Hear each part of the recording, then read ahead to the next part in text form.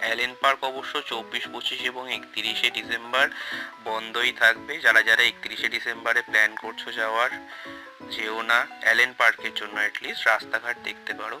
হ্যাঁ, সবাইকে জানাই মেরি ক্রিসমাস।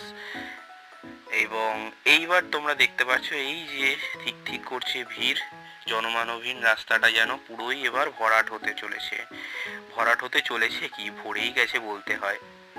রাস্তার ঘাটে ধারে বিভিন্ন রকম দোকান, খাবার দোকান, এরকম লাল টুপি ইত্যাদি, আরো যেসব ক্রিসমাস ট্রি যারা নিজের বাড়িতে জন্য নিয়ে যাচ্ছ। হ্যাঁ, এবং ক্রিসমাস কেকটা কি করে ভুললে হয়। কলকাতা পুলিশ এবং যারা ট্রাফিক পুলিশ এবং যারা ভলেন্টিয়ার ছিল তারা খুব ভালোভাবে রাস্তাটা মেনটেন করছিল, কি কোথা দিয়ে লোক যাবে ঠাবে ইত্যাদি। দেখতেই পারছো কিভাবে কত লাইট দিয়ে না সাজানো যায়। এবং কোনোভাবে ভিড় ঠেলতে ঠেলতে আমরা এবার চলেছি আমাদের